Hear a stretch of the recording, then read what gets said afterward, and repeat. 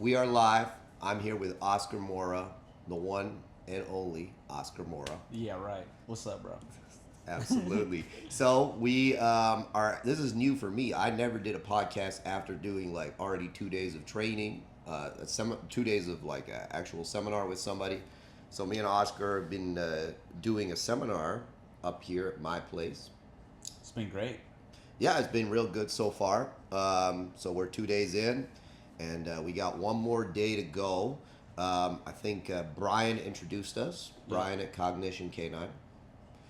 And Brian hit me up and he's like, hey, like, you know, I want to bring Oscar up, do a seminar with the both of you at your place. And we made it happen. Yeah, man. It's been good. You have a beautiful place, bro. Thank you for making it happen. I appreciate it. I've seen you on social media, obviously. Likewise. Yeah. So it's always nice to meet some of the social media dog training personalities in person. Yeah, man. Hopefully I didn't let you down, bro. I will say this honestly, absolutely not. Cool, absolutely man. not. You know, and I likewise. Yeah, you know, man. likewise. I hope I'm everything you thought I would. Yeah, bro. be. You're amazing. No, honestly, there's not for all bullshit aside. You know, I've seen some of your stuff and everything, but watching you work today, even while I had to work a dog and then you were working another dog, I told him like, hey, just chill out because I want to watch what Has is doing, because you were doing like your healing stuff. Which I think it's great. And so, like, bro, I want to learn too. So I'm learning a lot this weekend. So it's been working out for me. Oh, I picked up a few things from you that for sure I'm gonna jack. Awesome, man. For Cool. sure, I'm gonna jack it. I don't know if I'll give you credit or not. It's all good. I'll give you credit. No, I really like how you work with the dogs that are a little bit lower in the drive and struggling to get going. Like, you have a really good feel and you're able to really, I like how you coach the handlers. I've definitely picked up a few pointers there. Like, I know how to do it. It's one thing to know yourself. It's another thing to be able to coach someone else to bring that from the dog. Right. And I like how you do it. I felt the same way with you, bro. I was watching you work with some people. I'm like, yeah, I need to explain things, break down things a little bit more. And so, yeah, it's been good, man. Learning experience, and it's just been good. I feel good about all the dogs that are here and how the progression that we're making with them. I think everybody, like, we're doing a little more every time we pull them out, so it's awesome. And another thing was, like, I feel like there were certain things that you would say that I was thinking. Like, literally, I'm thinking it, you say it, and like we work very similar in a lot of the things that we do. That was weird to me. Like, I had no clue how you train. Obviously, like, I seen your social media, but that's a highlight reel. That's not how you train, right? And then I like watching your process, and I'm like, not everything obviously is the same, but you're like all the way across the continent. You're in LA? Yep.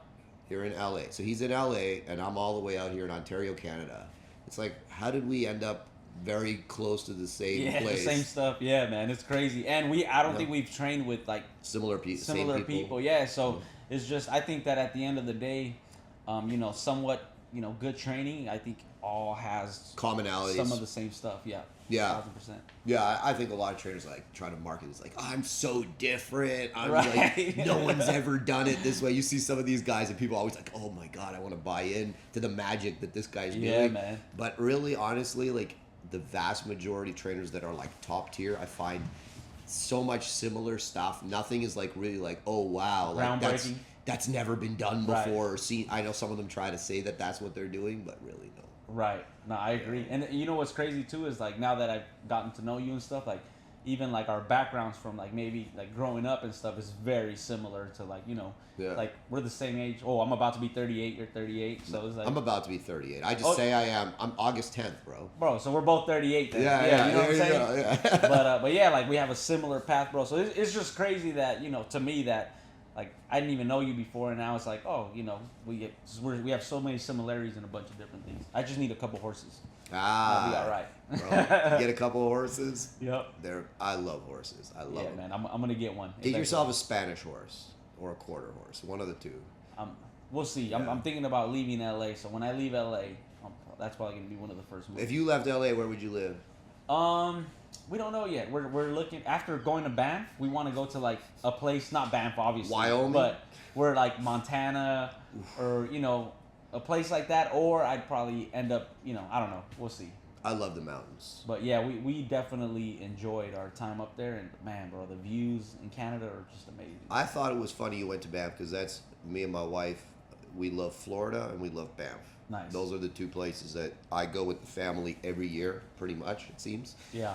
Florida usually more than once a year, and Banff, I mean, it's been like every year the last few years. So Yeah, man, Banff is just. you have to see it if you've never seen it. It's amazing. Yeah. Winter is awesome. Summer is awesome. Like Yeah. every season of Banff is just, it's a wonder of the world. That's It far really, as it I'm really concerned. is, bro.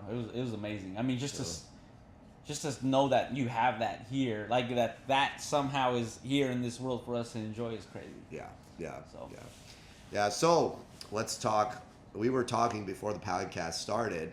I got mad at my video guy because I'm like, bro, like, get Why this. are you recording, bro? Get This this is good. going. I like organic conversations. So Yep. it's like, I actually, with people that are in my podcast, unless they're like friends of mine that I've known for a long time, I try not to talk to them too much before because I kind of like to get to know people organically while we're talking because it's a good conversation. It's like when I had Larry Crone here and stuff. It's like I never had a conversation with him really. Yeah, I lied actually. We did a little podcast, video podcast during COVID. Got it. On his side, but it's not the same. You know, like we're not talking sitting across from each other. So I like to have like more organic conversations and just like wherever it goes, it goes. Right. But we were talking about Cesar Millan. Yeah, And man. I saw on your Instagram you had a picture with the legend Cesar Millan. Bro, be careful. You're gonna get a lot of hate. No. It's crazy. You know what? I had been talking to him for months back of just like I was like, hey, and I just threw it out there. I was like, hey, like, you know, I'm not sure if you're up for it. I know you're busy, but if you're willing to, you know, have a sit down with me, I would love to just have a chat with you. Basically, is what.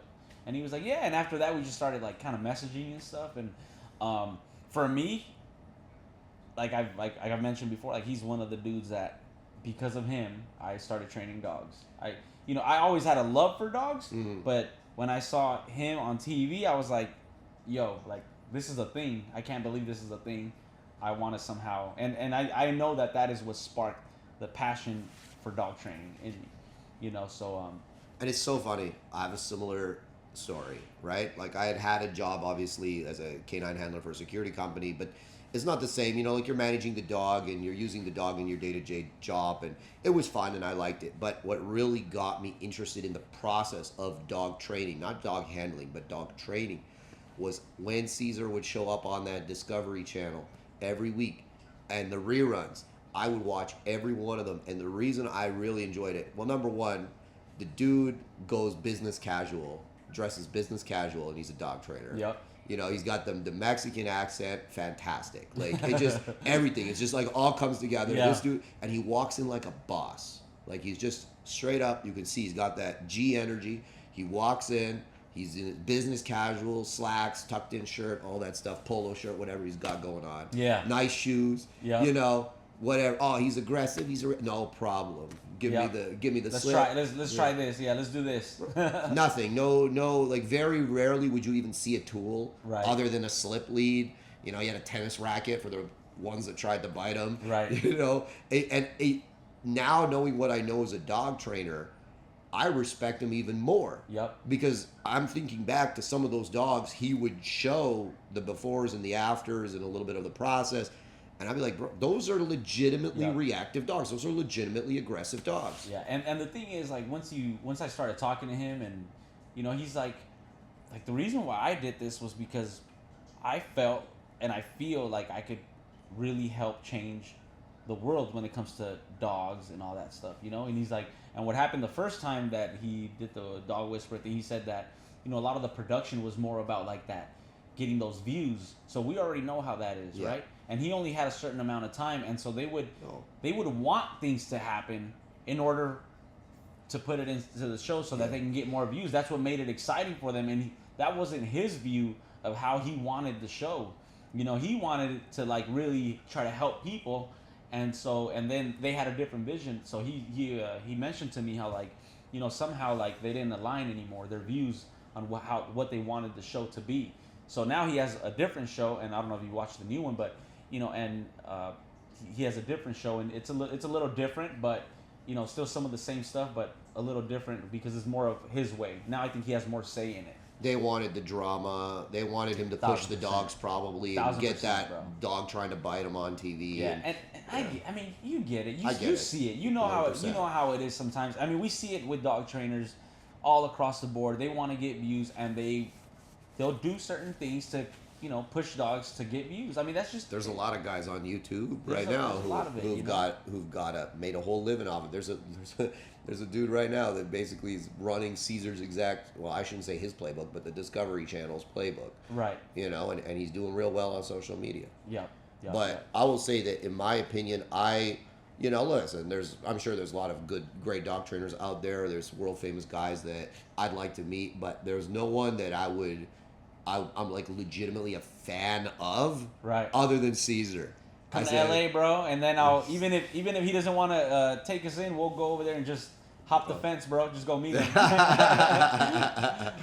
Well, he should appreciate that if we hop the fence. Yeah, bro. Yeah. You know what I'm saying? Yeah. You'll be all right with that. He knows the process. There you go. But yeah, I think I mean, if you came down, I'm legitimately a fan of that guy. I would watch. I bought his DVDs and I bought his books. Just trying to figure out. I'd be like, it's so fascinating to me, right? How he would take the dogs, because I knew they would edit the show, right? Yeah. So like you will see the dog in the beginning and you'll see the dog at the end. I'm like, bro, the dog was literally trying to bite him. The dog was going after everybody, and now the dog is calm. I wasn't a dog trainer at the time. Right. I was just like fascinated. I'm like, how did he do it? Bro, I still use a bunch of the stuff that I saw back then. I still use it today. Like he had this one thing, this episode where you probably remember it. He had this dog that had issues, and he was super skittish, and he taught him how to run on a treadmill. And then he put him in a room with like sounds and all this stuff, and the dog was so focused on running. And eventually, bro, like this dog didn't have that issue anymore. Or he had like dog aggression.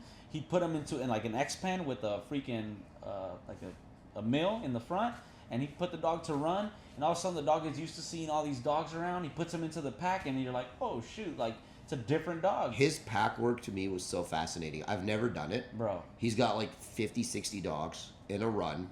And he would bring in like these like reactive dogs or whatever. You bring them in and they'd just be like, oh shit. Yeah. There'd be like 50, 60 dogs all of a sudden around them smelling. And then like stuff would go down and he'd get in there in this pack of like 50 dogs, which if you're a dog trainer, you know how dangerous that is. Yeah. If stuff pops off, and they all start it's going, yeah. Bro, you could die. I'm sure he probably had a couple incidents here and there, but still, I mean, bro, that's crazy. You could die, a dog could die. Like it could get really bad with a whole bunch of dogs. Now imagine having 70. I think he said he had like the most he had was like 70 dogs, bro, off leash, on a pack walk in the city. In the city? In the city, like they'd all stop at the light, bro. That was the reason why he got people's attention the way he got people's attention. Because you don't see that. Like that. Like, who is this Mexican dude with all these dogs? Until they started stopping him. Like, hey, it's against the law, bro. You can't do that. But and I asked him, I was like, bro, how did you? He's like, nah, well, I would have a pack. He's like, and I had some that were really good already. And if I had one that wasn't so good, I put a leash on that one, a slip leash. And then we just go, and eventually that dog will be good. I bring in another one. Wow. So I had 70 dogs. That's wild, bro. I love that. It was awesome. It's awesome, and the sit down and everything to me was just like, I had met him before because I went to go test the dog for protection, and he was working with this actress, and they called me in, and they needed a decoy basically. Sure. So I went, but that was a very much like, hey, how's it going? I'm Cesar. Hey, I'm Oscar, and go get to work. It wasn't like a sit down where I actually got to meet him and like see where he's at. You know what I'm saying? And and I posted a video recently on Instagram where, and a lot of people were trying to make fun of it because he's like, you got to be able to get your dog's like attention, like just being like naked, like not having any clothes on. You should have that connection with your dog. Yeah. And to me, like, I understood where he was coming from because sometimes, especially like when you get stuck in like sport and all that stuff, it's like you start seeing it as like competition or and then you kind of lose sight of some of these other things that are super important, like we were talking about earlier. Like, can I even play with my dog when there's no toys around? Can we have that connection? So to me, those are the little things that I took from there that I was like, I need to get better at these things right now. Natural dogmanship. Yep. Natural stuff, and that's the thing. Like we both are sport trainers as well as, we do the pet training, we do a lot of stuff, but at the end of the day, like just that old school natural, we're living with the dogs.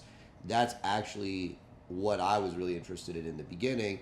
And I'd have 4 or 5 dogs together, and that's as big as I ever got. I never really had more than that because I just didn't want to live with that many dogs. But it was definitely a vibe. You're going on a hike with 4 dogs. Yep. That's a vibe, man. Yeah, like for sure. it's a feeling that's not like even 2 dogs, even 3 dogs. You go 4 or 5 now, it's like a pack. Yeah. You know what I mean? It's a vibe. I like it. For sure. Yeah, but even like when I go tracking, when I have my dog, I'll set up my track, I'll run my track, and then after we just kind of hang out at this field, and like even that to me was like, man, like this is actually like pretty cool. Like watching him kind of different smelling all kinds of stuff coming back, like kind of wanting me to pet him, like what I mean, like having just that connection to me is like, I like that. You know what I'm saying? You can lose it. Yeah, and you could lose it, especially if you get stuck trying to like achieve. Like I want to be looked at as this person. I want this recognition. I want people to see me as and it's all the ego that that's how you want. And at the end of the day, it's like that's not even what it's about. And the funny thing is that when you put that aside and you start really focusing on like your training and just spending time with the dog and everything, it happens. Yeah. Like that stuff comes with that, Yeah. Well, I think it's people. It's one of those things that like a lot of like professional dog trainers on social media love to hate on this guy, and for me, I don't tolerate it. I don't think it's acceptable. I'm like, number one, whether you agree with his methodology or not, you can't agree that he's accomplished more than you probably ever will accomplish. He's probably the most famous. No, he is the most famous dog trainer in the world. Have you seen the stadiums that fill up? He fills up like big arenas, bro. Yeah. And he put dog training on the map. Yep. And he's the reason why there's many people, probably including me and you, training dogs now. 1,000%. So and the dude's a straight up G. Yeah, man. He's a good. I would say he's a good human, man. I got that vibe. Just like obviously I don't know him, but like just like watching him, the things he would say, the way he would comport himself. Yeah. I would assume he's a good person. And like I said, a lot of the people that are criticizing him, they're not handling those dogs with no tools. Nah. I don't like disrespect like that. Nah, bro, me either. I really don't. Yeah, like when I posted that thing, I got a bunch of I got like more than a few people. Like I saw people tagging me on comments like, oh, this guy that I looked up to, like now, vouch for Cesar, and I'm just like, well, I vouch for Cesar. I like Cesar. I respect him. If you don't like that, you can fuck right off. How about that? I agree. Yeah. Same here. Yeah. I don't give a shit. I don't give 2 shits. No. If you don't like Cesar, whatever. If you don't like Cesar, you could unfollow me too. I don't give a shit. Right now. So, anyways. Yeah. Anyways, so one thing that we've really seen in this seminar, and one thing that we really seem to align on is engagement in training, right? Like, and what people think of as engagement, I find most people perceive bribery as engagement. Like, I'll just keep giving him lots of food and clicking every time he looks at me, and that's engagement. That is not engagement. Nah. Engagement is like, in my opinion, it's arousal. It's real arousal. It's frantic, almost a frantic desperation to engage with you. It's like the way for people that are involved in bite sports, I look at it the same way. The way your dog is on the helper, the way your dog is on the decoy, engaged, active, right, forward. He should be like that for you in obedience. 1,000%, man. Yeah, I agree. I think that is the main ingredient, and we've touched on it a lot this weekend. It is, without it, you could have your dog follow that $100 bill around everywhere. That thing disappears. It's not there anymore. You know what I'm saying? And so that is for sure the main focus for me is like engagement, activation. That's what I want in my dog at all times. When I watch trials, I'll see guys and girls go up and they'll have really good training and they'll have some pieces of their dog's training better than mine, right? And I'll be like, oh, that's pretty nice. Or I'll have seen them in training and I'll know it's nice. But when the wheels fall off, it's because they lack engagement. Yeah. Almost always. Like I would say like 80 to 90% of the time when the wheels fall off, it's a lack of engagement. Yeah. And I think like we saw it a couple times this weekend, like you'll see that they lose the dog and they almost start panicking and they're like, come on, look at me again. And they start like feeding it again. And so the dog learns right away like, oh, I'm going to look away because I know you're going to start, calling me back so you can start paying me. That is not what engagement is. No. Engagement is you make this happen. You make me produce the reward, but there's not the other way. It's a one-way engagement. Like, you make this thing come out at some point. And one thing that I like about what you were talking about is like the reward could be just a chase game. It could be a bunch of different things. And I think that a lot of people don't take that into consideration. They think that the delivery of one piece of food or the piece of food is what is gonna make that, and it's not. No, and that if that's your game, you're probably not going to do very well unless it's a very specific type of dog. But I'm a big thing. The biggest thing we see, like we got 15, 16 working spots here between the two of us, and like 85% of the dogs, that's what they need. Like, a lot of them already have some good mechanical training. And when I speak about mechanical training, just to be clear, I mean like the dog knows how to follow a lure, the dog understands what basic behaviors are, heeling, sit, down, whatever it is. But, and that's what I call term mechanical training, but the dog misses the engagement. Unless the handler engages the dog will not. Yeah, it's like that main ingredient. It's like having a car with a really nice engine or, very nice paint, but then it doesn't have an ignition. It does not go. It does not move. And that's what happens, man. It happened to me in trial. I learned the hard way. Oh, like me too. I literally trialed and I did not have the same dog. You know what, though? I cheated the first time I trialed. What'd you I had do? a Malinois. Oh, you did? Yeah. That's cheating these days, It is. I've heard that a couple of times. Wait, don't you handle Malinois? Yeah. No, I had a Malinois, and he was just, I didn't know anything about engagement. He was just very much like, I would say, Foos, that head would snap up, and he would just be engaged. Like, he brought it on his own, really. Like, I can't take credit for it. Like, I'm sure you were doing a couple things back then. Not intentionally. But not intentionally. Yes. Yeah. And I think we do that a lot. And sometimes, like, even through conflict, it creates more, like, engagement sometimes, It's weird, but it does happen sometimes with certain dogs. Yeah. No, and hey, we jumping back to that, like, reward, I think it's interesting because we were talking, like, most people think of, like, food or a toy as reward. And for me, like I said, like, I have multiple rewards, and I'm sure you do too, like the chase, the barking, whatever. Like, my IGP dog, he likes to bark. He's a barker. He loves it. He's a little bit reactive. Like, I find the dogs that have a little more of a reactive side, they do like to open it, and if you can open it in the right way, then reinforce it, the dog brings that power that they have that's naturally there into the obedience, and you can channel it. There's a reason why German Shepherds are so dog reactive, bro. They love to bark. They love to hear themselves bark. People, I sell the German Shepherd puppies. And people are like, "Oh, he's barking at other dogs. What should I do? Should I use the e-collar?" I'm like, "No, please don't do that. You're gonna make it worse." Yeah, no, it's natural. Don't worry. Just keep it moving. That's hilarious. But German Shepherds. I mean, they enjoy barking. Malinois, once you teach them how to bark, that's going to create that that reward to at some point come out, and they like it, and they enjoy it. They enjoy it. They end up like liking it. And you do it, I do it, where we're healing, we pop them out of the position, we ask for some barking, that's a reward in itself. They come back into the heel, and the power just keeps going building. up and up. Yeah. I don't think there's another way, and it's fun. It's a fun way to train. Like, you're just trying to ride that line. Like, you're pushing your dog up to that line of. We're talking with people. People are like, "Well, what if he bites me, or what if he jumps on me?" And we're like, "Listen, you don't have to push your dog that high. You still need engagement. You need the dog active. But me and you, I'm pretty sure. Like, I have had my dogs make contact with me in that before, and I say, "Hey, bro, don't do it. Don't do it." Yeah. But also, like, there's certain, like, Chico. You work Chico. Yeah. And, like, for him, like, I've got this dog when he's like 4 years old, so I don't have the same, like, relationship like I have with Gagey. Right.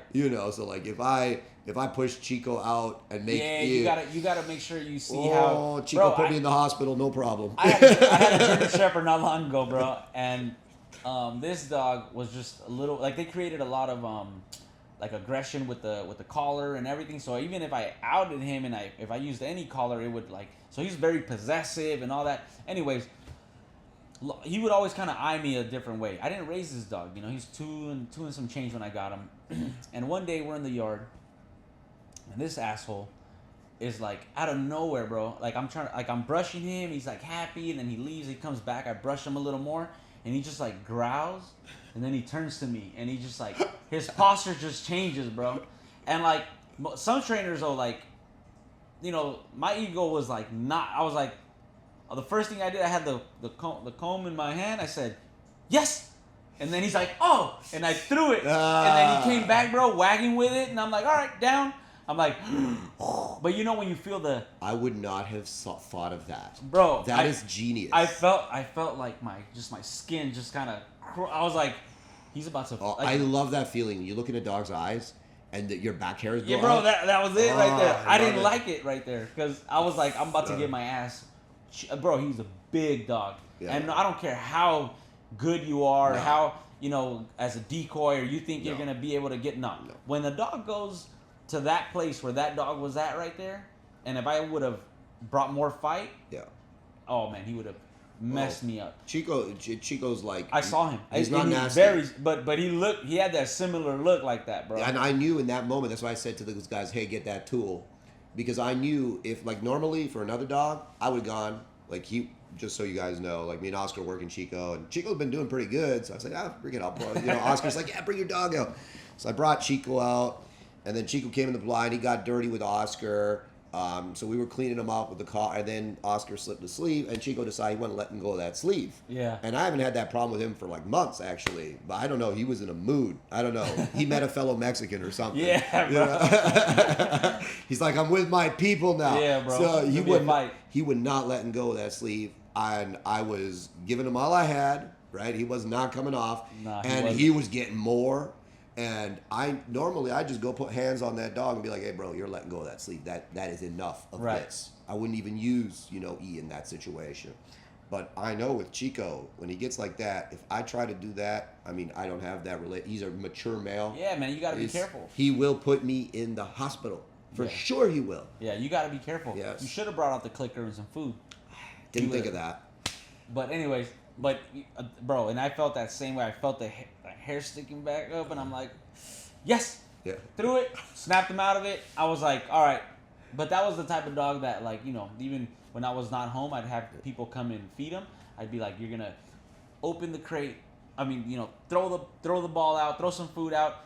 As soon as he goes out, close the garage, wait for him. Once you're ready, you're going to open up the garage, throw some food in there, come back. Like, it was that dog. So it was just, and I'm not saying that he needed that all the time. Like, I think now he's with the new owner, he's doing a little better. But he was a dog that they ended up giving back from another lady that had similar issues. And for me, for my style of dog, I was like, I got kids. Yeah, no kids. I'd rather not. I don't care how good of a trainer you are. There's a certain type of dog that I just don't want at my house. No, for sure. Like when we're talking about house, like for instance, if I didn't have a kennel, I would not probably have brought Chico to my house. Number one, I already have a male there, Gage. Right. And I got little kids. Chico has extreme drive. He ain't nasty, but he also has extreme drive. Yeah. God forbid the kids are playing with a toy or something. And when I first got him too, he had no impulse control, and he would just take anything he wanted to take. And when you have little kids, the type of dogs that I used to keep, dogs like I had a Shepherd, Onyx, Gage's dad actually. Mm-hmm. I bought Gage's dad when he was 3, and same kind of story like Chico. Yeah. Like really extreme dog. Crazy, much more aggressive, but like out of control from an older gentleman who was like 80s. He couldn't really, handle him anymore. He's in his 80s, right? So like we took the dog, and I competed with that dog a little bit, and we got a 3 on him. And then I took Gage, like I made a breeding with him, and I took Gage from that breeding. But same thing, like dog was good with me. I would never have him with the kids. Yeah, man. Never. You got to be careful with certain dogs like that. Never. And he lives, I retired him. He lives with some dude in Florida now, and he's like a house dog. And so I think he did bite a couple people, though. Yeah, man. I'm telling you, like, you got to be careful with those dogs. And this dog was one of them. And so, yeah. But you know what? Those are good dogs, I think, for young trainers. Yeah. Like, you're young, you don't have kids yet, You think you want that until you have it. So have and it. You're like, oof, and you don't have the right place for it. It's like, oh man. Figure it out. That's why you have it. Like I got the one young guy, Carson. He trains with me a lot. And he started actually he was a client, then he worked for me for a year. Now he runs his own training company. Got it. And Carson, we still train IGP together. He's not here. You would like his dog. Yeah. His dog is, but same thing. When he wanted to get into IGP, he's like, hey man, like I want a real one, blah, blah, blah, young guy. Yeah. No problem, bro. We found him a dog named Vasco, and literally the guys that I knew were like, hey, you take this dog or we're going to shoot him. And he was bad. He was bad. One of the worst. He was able to handle him and everything? He was. Nice. He was. You know, and that is great. Now he's like, bro, I don't ever want one of those like that again.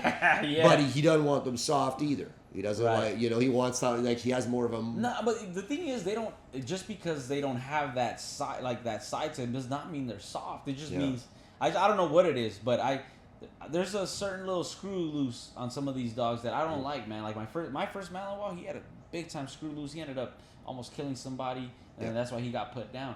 So I don't. And the crazy thing about it is that we saw it at 8 weeks. Yeah. Because he bit somebody at 8 weeks, and it wasn't like like puppy biting. No, it was like with some intent behind it, like his eyes. You see it, man. This dude looked possessed. My Mally was like that. Oh, was he? He bit me a couple times. Like I was usually able to like avoid the worst of it, but like he was like that. And he got progressively worse as he got older. And when I retired him from the sport, I was just keeping him as he lived in the house with me, bro. Right. Me and my wife. And we had 2 Chihuahuas too, by the way. So like he's in there with me and the wife and for me the last straw was when he was fine with the Chihuahuas for years, and then once he went after the male, and it was game over. It was game over for me at that point. And the wife tried to pull him off, and he turned on her. He didn't bite her, thank God. But he was dominant, really dominant type of dog. Like if you tried to like put pressure on him in any capacity, and you weren't smart about it, he's coming for you. Yeah, and man. He's coming. Like, yeah, man. And those are dogs. It's not like you didn't put a structure on him or anything. No. Just some dogs. Bro, I have a picture of me and him at Banff. Yeah, you know like we did everything together. Like it's crazy, and it sucks, man. Because my first dog that I had that was like that, I put so much work. Like I took him everywhere with me. I had a very close relationship with him. Mm-hmm. But when he tried to go after my daughter, I was like, done. I can't risk it. I can't risk. And a lot of people, I can't believe, and I hate to say, like, no bad. That's not a bad dog, just at the wrong place or whatever. Bro, this dog went to 2 other homes after me until he almost killed somebody. So this dog, my Mally, for instance, I took him. I said, okay, no problem. He'll stay in the kennel and I'll work him. He was great with me. He just started getting weird around the family, like around 7-8 years. Just started getting weird around them, like I think it was 7 years. Started like just being dominant with them, like doing stuff that he would never do before, like for years. Just started getting like that with them. With me, he was fine. Maybe it was also being retired from the sport, and just starting to get a little too much. I brought him to the kennel, and then I felt bad. I'm like, man, he's just living here in this kennel, you know what I mean? So ended up finding a guy to take him. The guy takes him, and he lived with that guy. He bit that guy pretty badly. Really? And then I think he also, that guy, the guy didn't put him down. He kept him, but he had a guy that would look after him. He had a guy that he would pay to go in there and feed. This dog attacked the guy that was looking after him and like put that guy in the hospital like pretty bad. But then he got testicular cancer. Died. But it's like, bro, people don't understand until you have one of them. Yeah. And I think that's good. Like if it's fine if you're single, whatever, you can live with that type of dog. I was fine with him. You know, I knew how to weave my way through living with him and managing him. But when you've got kids, you got a wife, you got little dogs, you don't play games. Yeah, man. So and it's once you see it and you experience it, then you go you stop judging certain people for certain issues that they had with their dog. You're like, yeah, that dog could be like that. You know what I'm saying? And they're out there, and and that's why I think it's funny a lot of the time, because a lot of people are always, giving you all this advice on social media and everything. It's like, you have no clue what kind of dog this is. None. And we deal with with very driven, strong dogs sometimes, and that's completely different than if you have a little, I don't know, a dog that you would do tricks with and stuff. For sure. Just completely different dog. Hey, lady with your border collie or your Sheltie, don't talk to me. You know what I Not mean? when it comes down to that stuff. Yeah, like it's great. You're doing your tricks, and he does a really nice agility routine, and that's cute. But and hey, I know that there's complexity involved in that too. 1,000%. But this is not the same. And until you deal with these types of creatures, and it's not all of them. No. The vast majority of German working shepherds and Malinois are really nice dogs to handle, really easy. Right. Nothing particularly special about them. But there's always a few that I think we breed for certain traits in these dogs. And as I'm sure you're aware, when you're breeding, like, okay, you breed, okay, this dog has really nice drive, strong gripping behavior, really courageous, dominant, strong dog, but it's not too much. It's enough that the dog can be handled, the dog can be shown. He's a really good dog. People are using him as a stud. Female maybe has complementary traits. You put them together, you're going to get a spectrum. Right. And some of those traits that make that dog good are good in that amount. But if you get maybe too much possession, too much dominance, maybe not as much nerve to support it, now you've lost stability, but you still have those other traits in a really high level, and you're in trouble now. Now imagine like dog aggression, like real dog aggression. Real, yes. Like dogs that don't make us, like they don't have to make crazy sounds. They don't have to, they just want to kill. Mm-hmm. That dog is completely different than your dog that's dog reactive, that most people think it's dog aggressive. Yes. I mean, those aren't the same. No, they're not the same at all. No. And to be able to take that genetic away from that dog. Bro, I always laugh when people are saying, call me crazy. Oh, I rehabilitate fighting pit bulls. No, you don't. Not real ones? Not real ones. You cannot rehabilitate a fighting pit bull because that's what he wants to do.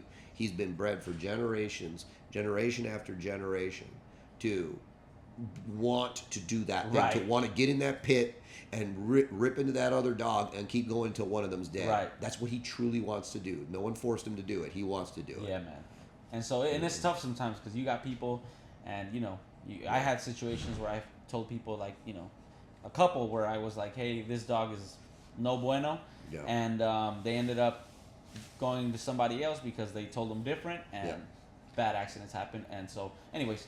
I don't fuck around, Oscar. Yeah. Like, when I get a dog where I think, A, kids are in danger, or B, the dog's going to kill somebody or something. And luckily, there's so few of those. Like, really, like, if you think about it, it's like fingers of one hand maybe I can count in the last few years, like those types of dogs that I've seen. I tell them, and I'm like, hey, and I know they'll go to someone else. Right. But I say there's good money and there's bad money. That dog's bad money. So, yeah, we keep the dog, we train the dog. We help the owner train the dog, blah, blah, blah. And we, tell them a cool story about the dog. Now that dog a year later goes and hurts a kid. Game over. Yeah. Bro, I'm not having that on my conscience. Right. I'm not having my company's reputation 1000%, involved in that. You go ahead to somebody else. He'll tell you whatever you want to hear. He'll take your money, and good luck to you and that that poor kid. Yep. No, I agree, man. Yeah. It's dangerous. No. Kids and dogs, we don't mess around. Nope. No. So, in terms of your working dogs, what do you got going on? I hear you're like involved in like different sports. Yeah, man. I mean, we started, with Mike at Primal. We started the Canine Street League. Okay. Oh, are you involved in that? Yeah, I am. I'm like, well, now we have different judges, but I was like one of the first ones, and I kind of helped out in like creating the sport. I kind of had that idea, and then Mike just kind of took off with it and made it happen because I don't have the time for it. I was involved in that, and we're trying to get it to become just a little bit, trying to grow it. But other than that, obviously IGP, that's like my sport that I enjoy. And then I've dabbled in PSA, and I got my 2 young dogs right now. I got Moses, who I'm gonna do IGP with, and then I got Galan, who's a son out of my older dog, and might do some. I don't know what I'm gonna do with him. He's a phenomenal dog. I really like that dog. So we'll see. Nice. Do they live with you in the house? Both they of them? do not. So they live with me. I have a kind of very small house, so usually my golden doodle stays inside, and Guapo will kind of hang out, and then the other dogs stay in the yard and in the run. Oh, you got your old dog still. Yeah. Still got Guapo. Yeah. Okay, so yeah, he nine. He gets the spot. He gets the nice spot. My golden doodle is the main one. He's like a family dog, bro. Like that's the one that, when I want to feel good, I get home, I sit down, he comes next to me, I pet him, and that's like and he's the one with the biggest bark. He's the one that keeps people guards away. The house. Bro, he has a loud, strong bark, and he won't do anything, but he keeps people away. But the young ones, Anyway, so Guapo, and then I got my other two young ones. Nice. And then I got a little cattle dog named Steel that was a foster dog, and he's still hanging around. Bro, he's a pain in my ass. Just bro. said that I'm sick. You know the dog that's a pain in the ass, the bane of my existence, is a Chihuahua. Really? Yeah, I got her like 9 years ago. I thought it'd be cool to have like a little dog. Like and you got her at like 10 already? Because Chihuahuas don't die, bro. Bro, Those things live forever. She's still alive. I'm like, I don't know what age she was. Yeah. And she's still alive, and we have like a love-hate relationship. I've Yeah. never trained her. Like, there's no point. Like, Yeah, she's yeah. like this big. You know, Yeah. like, what are we gonna do? You know, she still to this day barks at me when I come in the house. Really? Like I'm a stranger, bro. If we both come in the house, and she knows it's me. Like, she knows. She's like, fuck you. You know, like. You think she's saying it in Spanish, or you think she's saying it in English? For sure Spanish. I bet you if I bring you, I'm not even kidding. If like all three of us in this room walk into the house. She'll be all cool with us, Yeah. and then she'll bark at you. Me, she'll bark. You guys, she'll be like, hey guys, how's it going? That's hilarious. Loves my kids, loves my wife. Great with them. Like the kids, like, great. Like they can't do Yeah. anything to make her mad at them. Like there's nothing they can. In fact, I have to. Hey guys, calm down. You know, the little dog. Like they're running into her and all this stuff. And she's great. She loves kids. You know, and it's funny because when we first got her, she was nasty AF. Like just generally just a nasty. Now little she likes everybody except me. Except me. It's freaking hilarious. Like we had this like love-hate relationship. You know, it's just. And she's the better, and she will not die. Like.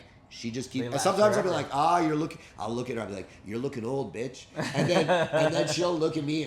And then I'm still here. I'll see her the next day, and I'll be like, she'll be like springing around. I'll be like, oh my god, you're not leaving. Yeah, I think she's trying to outlive me, bro. Yeah. This Steele. Oh man, bro, I'm about to shoot him off to somewhere. You know, I'm about to send him to a circus dog home or something. Yeah. But bro, I have a bunch of Malinois come through my house. None of them tear up my turf. I have like, you know, like turf like how you have in here. Yeah. I have it in my yard. Bro, one day I look through the camera and I see him like just chewing it, picking at it. And I go out there, bro, he rolled off like half of my turf.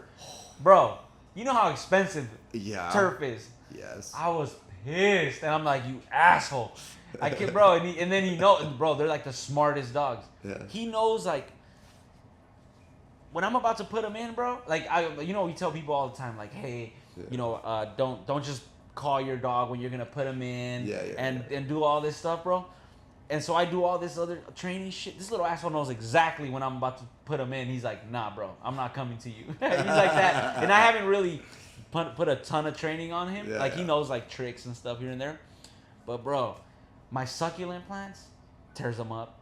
The dogs now, like, bro, he loves hurting all the dogs. Oh. So he'll like if you see my puppy Galan, he has like missing hair on the side and on his paws because he'll be like wait for him, and he's like, as soon as I let him out, he's like, come here, motherfucker. Like he'll fucking go after him, you know, and they chase around the yard. But bro, this dude is a pain in my ass right now. I like cattle dogs. I think they're tough. Bro, they're very tough, bro. You should see him with the other dogs though. Bump into him, he'll roll, he'll get up again. Like, bro, he's tough. I was watching, so like, I've trained a few, and they were always like tough, smart dogs. But I had my horse at a stable, Western stable, my chestnut, and the stable, I really liked it because they had this cattle dog, and he was loose in the arena with the horses. They're lunging the horses, they're riding, the freaking thing is chasing them constantly. He's nipping at them and stuff like.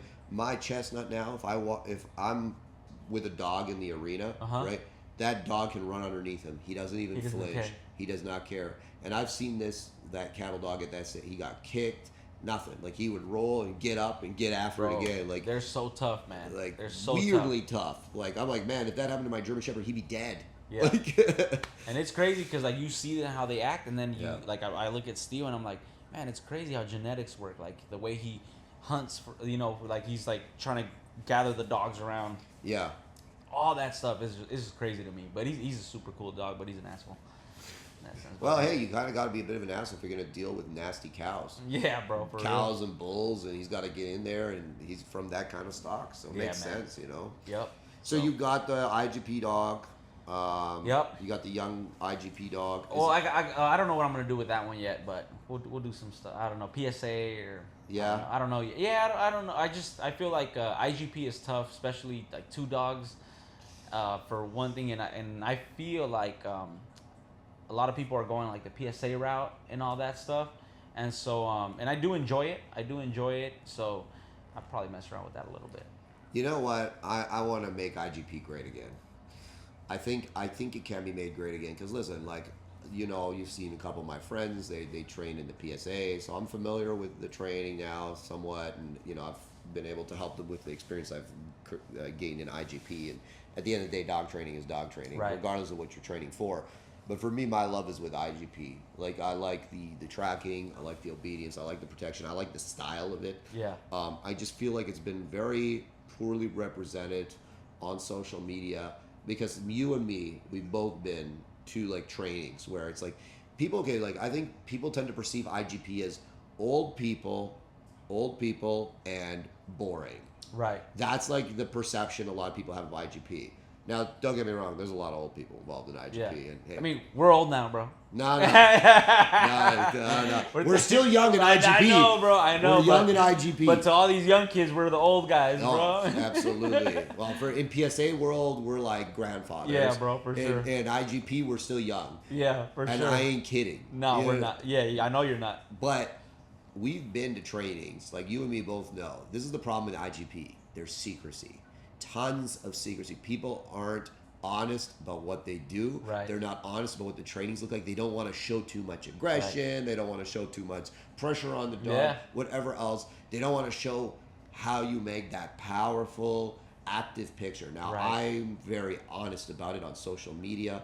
I show it. I show correction. I'll show my dogs wearing the e-collars.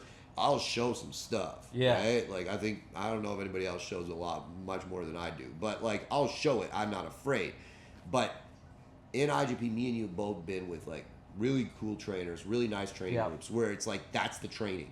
It's full power. And bro, you get pumped up when you see it. And the best thing about it is that it's simple. It's simple. It's like yes, doing that basic thing 1,000 times is what makes you really good. Here's my thing, Oscar. People are like, oh, it's a routine, it's boring. You know when everything's coming. I'm like, is Formula One boring? Right. It's not boring. You know the track. You know every turn in the track. They know every turn in the track. It's not about if you know what the next thing's coming. It's, can you do everything better than the other guy? Can you do it faster, more powerful? Can you put it all together faster than the other guy? Doesn't matter. Just knowing what's coming only allows you to go faster. Right. It's like the difference, I think, between rally and Formula One. Formula One cars are like the fastest cars. They know every turn, every bump in the track. They know every part of it, which allows them to maximize the speed of the race. Right. When you get in rally, okay, well, you don't know. You're reading a map, and you know what I mean? So it's like they go fast, but they can't go the same fast. Right. And it's a different type of performance. Yeah, I agree. And not just that, but I mean, I think that IGP has made me the trainer that I am because you had to pay attention to certain things. You couldn't just run, and I always had a view of what a good IGP picture should look like. Yes. And I still have that view. And I'm not there yet. I'm not, there's still like, every time I want to see like, what do I want my dog to look like? I go look at the world champion. Yeah. And I go, okay, I see it. And man, it's tough sometimes, bro. Like for me, like even getting the ears up, that little thing there in other sports is not a big deal. No one cares. The position's good. Ears don't matter. Head up don't matter. Like is he, and to me I'm like, no, like the attitude of the dog to me is everything. Like is he there like wanting to work? Does he want to be there? Does he look powerful in the work? When you tell him to down, does he drop down with speed and power? Like that is beautiful. And bro, until you really, I feel like until you really understand, or at least I think I understand protection and where it comes from, then you really appreciate like what they say about the transitions. Yes. You're like, so oh man, like bro, that dog is like calm, full grip. I'm not talking about creating, conflict so get him to pull and like no. Like a nice dog that just full grip, and then you tell him to out, and he's just like doesn't want to let go, but he outs and goes into this powerful bark. Like, bro, those are little things that in the big picture are, to me, it's like that's what it makes it. Yes. That's what makes a sport. And we know what's involved to make that performance on that level with a dog to show power on that level. But a lot of people don't, which is why a lot of people have gone to like, they perceive like, oh, like PSA is more cool and stuff.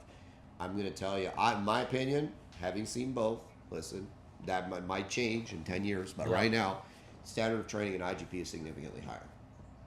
I think that a lot of the good trainers in other sports take a lot of things from, that's from it's IGP. the granddaddy. Yeah. That's you the know what I'm saying? granddaddy. Like you have to. Yeah. You have to. And there are a few trainers now in the States in other sports that show very well. And don't get us wrong, I think that each sport has very difficult for sure. It's components difficult. to it. We're not talking about difficulty. But as far as like precision, oof, yes, you gotta, IGP is it. 3 phases.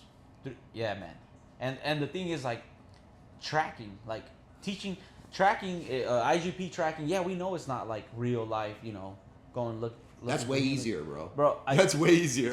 Our tracking is like, you got to be obedient to the track. Like, you cannot get off that track. Yeah. So how do you create that? The dog has to have certain skills instilled into them for them to teach it. And like, bro, even as simple as like, what happens when your dog does lose the track?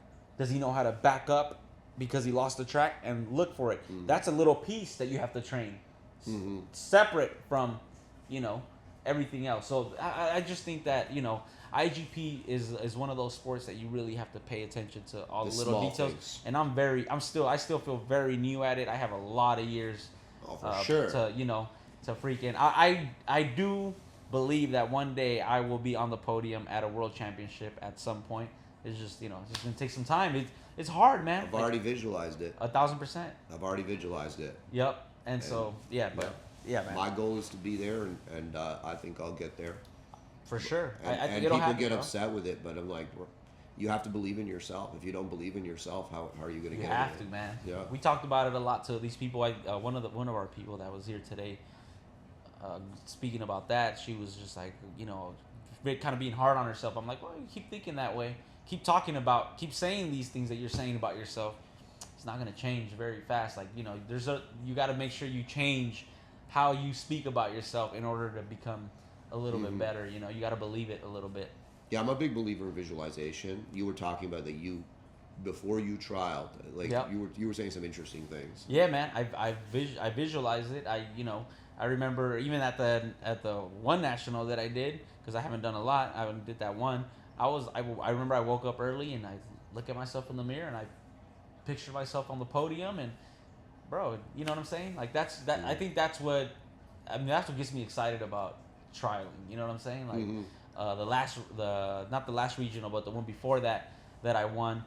Like, same thing. I was like, man, I'm gonna win it. Like, I really felt like I had already won it. Yeah. Like, when I already stepped in the field, I was like, this is gonna be mine. It's done. Yep. Yeah. So. Yeah, I think it's huge. It's a big deal. I think it is, and you don't lose anything by feeling that way and thinking that way. Nope. And if you look at anybody that performs highly in any pursuit, they're usually doing some form of visualization, positive self-talk. Yep. Things like this. The thing with dog sport, obviously, is it's you and the dog. But if you've done your job correctly with the dog, the only thing you can do is go out there and lose points for your dog. Right. So then it's important to. Yeah. Another thing, like we were talking about it earlier, like Guapo was very consistent, and it was it had to do with with me being in the training. You know what I'm saying? Yes. Like, but I always felt confident in what You knew he was gonna do whatever he did. Yeah, like we weren't gonna fail. You know what I'm saying? Like, he Yeah. wasn't like you said that a couple times. Like, my dog's like, we weren't gonna fail. We might not score the highest in tracking and this and that, but we're not gonna fail. He's very consistent as like, the dog's not gonna leave me. He's gonna do everything. Yeah. And I hate going into trial with a dog. I had a dog once that I trialed that did not belong to me. Bro, I will never do that again. Yes. And then I sold Rogan, who's my ring dog, and I sold him, and he spent some time with the other owner. Then I got him back just so I could finish his titles off. Bro, I'll never do that again. I just not knowing whether the dog's gonna leave me or not is like something I can't. It's wild. I can't deal with. I used to do it in the beginning when I would trial. That's what you did, right? You did all you were over the ball. You correct with the e-collar, but at the end of the day, you didn't really have the beliefs. Like, bro, if I don't have this e-collar, I don't have this ball, I don't have my leash, I have nothing. Now the dog is naked. It's just me and him on the trial field. I don't know if he's always going to listen to me. I don't know if he's going to stay with me. And that was a wild feeling to have. And we see it with a lot of the people here. Even away from that, even they're like, oh, I don't really want to do this. Like, we had one handler who was like, I don't know if I want to do this. I don't know. I need it to be this good before I even start going to the next step and this and that. It's like, hey, that's how you're gonna learn. Like, you know what I'm saying? I get what you're feeling. Like, I get where you're coming from, but you have to. I'm so glad that I experienced what I did with my Corso. That because after that I was like, I never want to feel that feeling again. Yeah. Of like the dog leaving me. I'll never trial. I won't trial if I don't Yes. think I have the dog with me. 100%. You know. 100%.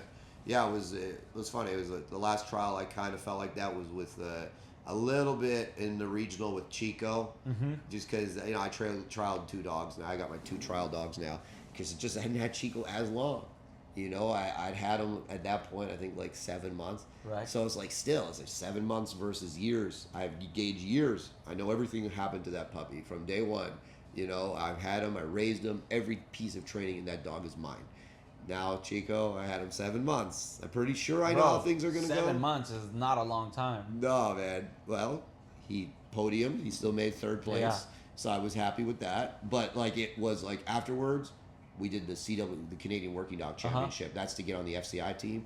I was like, I'm not running Chico in this. Because I knew if I ran him again, it's not going to go well. And some dogs, they get it. Like, they're smart, and they'll know trial pictures. So it's like, why not just keep building until I feel very confident. That engagement.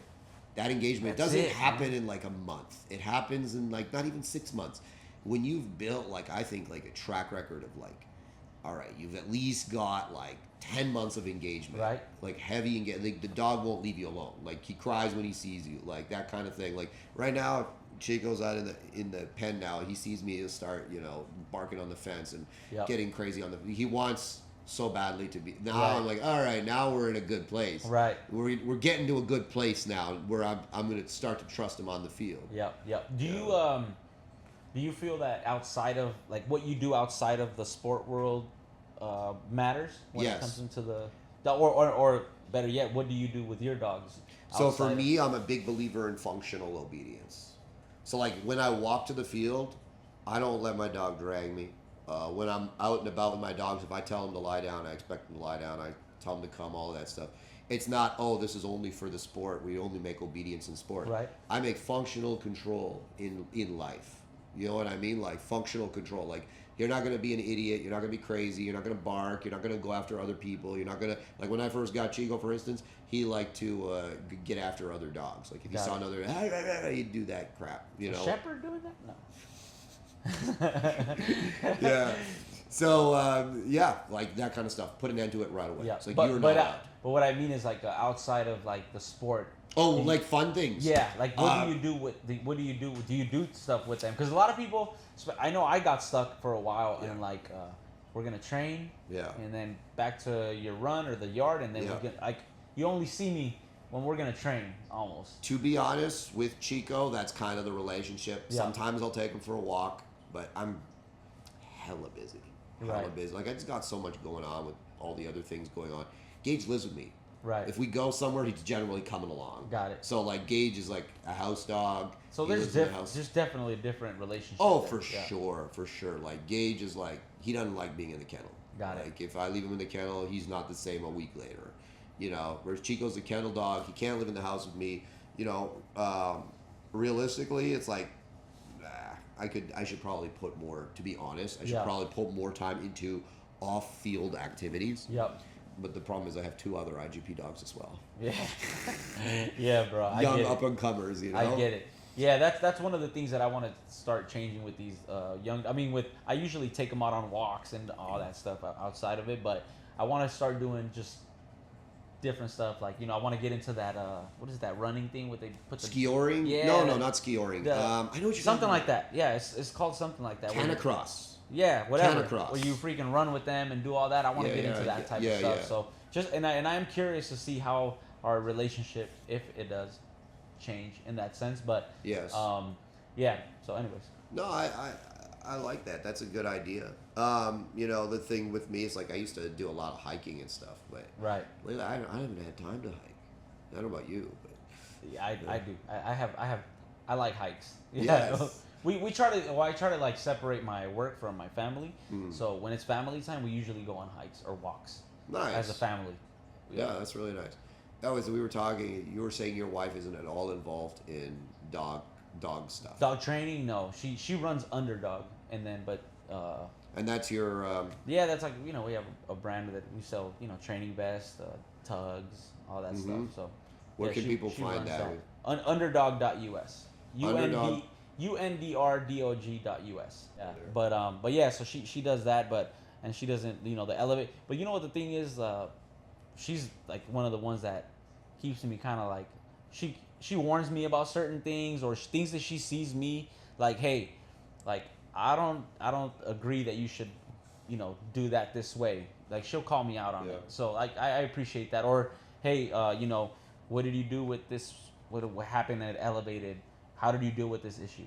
And like that type of stuff. She's involved. It's interesting. I'll have conversations. Like my wife isn't involved in running the business in any capacity, but I'll have conversations about stuff that's happening or stuff that I'm doing, and she'll do the same. Like she doesn't know anything about dog training, but she'll do the same in terms of like, well, should you have done that, or that doesn't sound right, or it's nice to kind of have like sober second thought from someone that's not in it. They're out of it, so they kind of have a different. And I'll share like videos with her. I'll be like, hey, how do you feel about this? Like, does this look like does it make sense to you? Because she's not a dog trainer, and like, so if it makes sense to her, I'm like, okay, that's what I want it for. Because I don't want it for other dog trainers. I want it for normal people that aren't dog people, like trainers. So I would ask her for opinions and stuff like that. But anyways, so what you have this brand Underdog. Yeah. Now what motivated you to do that? Like you just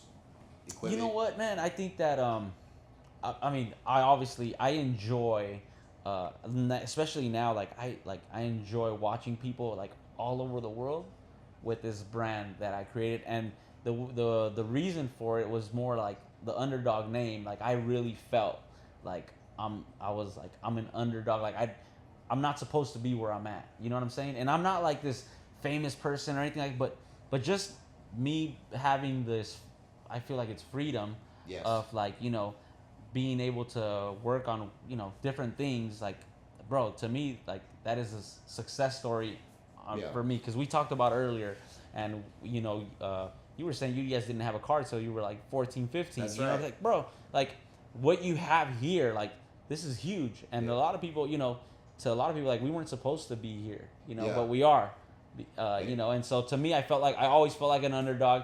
And now, like I started with Corsos, I always felt like an underdog. I always, had like this vision of what it could be. So, and I have love for people that, like we see people here that have dogs that maybe weren't bred for what we want and everything, but they're working. Yeah, but they're working. You know what I'm saying? They're going hard at it, and you see it, and you're like, that's cool. I like it. I enjoy that. Yeah, no, that's awesome. So you that was the idea for the brand. Now the stuff that you actually supply, is this just stuff that you like?